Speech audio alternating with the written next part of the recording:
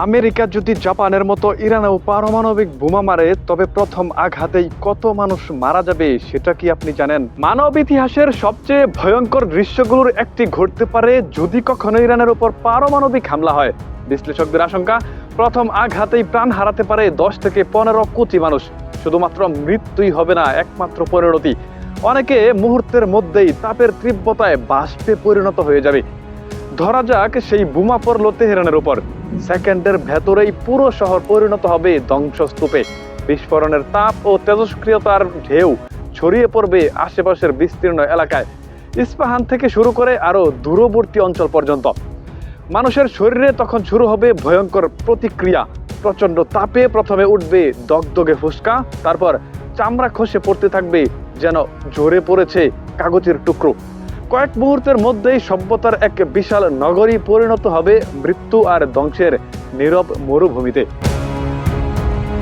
পারমাণবিক বোমার ভয়াবহতা বুঝতে হলে একটি তথ্যই যথেষ্ট। এই বোমা বিস্ফোরণের মুহূর্তে যে তাপ সৃষ্টি হয় তা সূর্যের পৃষ্ঠের তাপমাত্রাকেও ছাড়িয়ে যায়। ভাবুন তো, যদি হঠাৎ সূর্যটা আপনার মাথার ঠিক উপরে নেমে আসে, তখন কোথায় পালাবেন, কিভাবে বাঁচবেন? একটি মাত্র বিস্ফোরণেই মুহূর্তের মধ্যে প্রাণ হারাতে পারে 10 থেকে 15 কোটি মানুষ। আর যারা সঙ্গে সঙ্গে মারা যাবে না, তাদের অনেককেই তেজস্ক্রিয়তার বিষে ধীরে ধীরে মৃত্যুর দিকে এগোবে। বিশ্লেষকদের আশঙ্কা, এমন পরিস্থিতিতে 30 থেকে 40 কোটি মানুষ পৌঁছে যেতে পারে এমন এক ভয়াবহ অবস্থায়, যেখানে যন্ত্রণা এতটাই সীমাহীন হবে যে জীবিতরাই মৃতদের ভাগ্যকে হিংসা করবে। অনেকেই তখন আর্তনাদ করে বলবে, আমরা কেন এখনো বেঁচে আছি?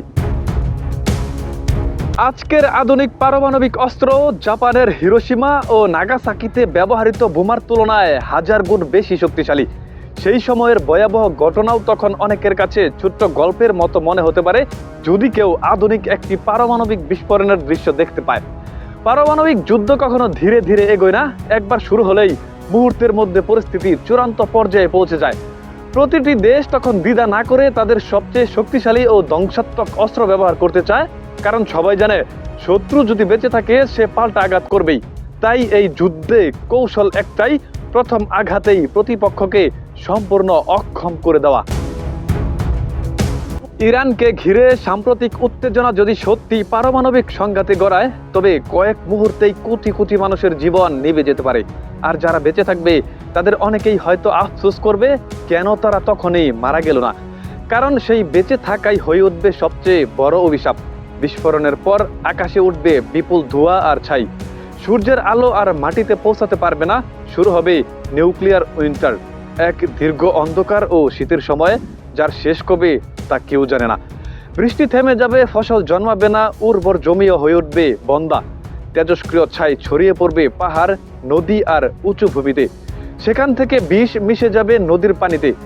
যে নদীগুলো এক সময় ছিল জীবনের উৎস, সেগুলোই তখন হয়ে উঠবে মৃত্যুর স্রোত। এক ফুটো পানীয় আর নিরাপদ থাকবে না। ধীরে ধীরে পুরো অঞ্চল পরিণত হবে এক নিঃসঙ্গ পারমাণবিক মরুভূমিতে, যেখানে না জন্মাবে কোনো ফসল, না টিকে থাকবে মানুষের বসতি।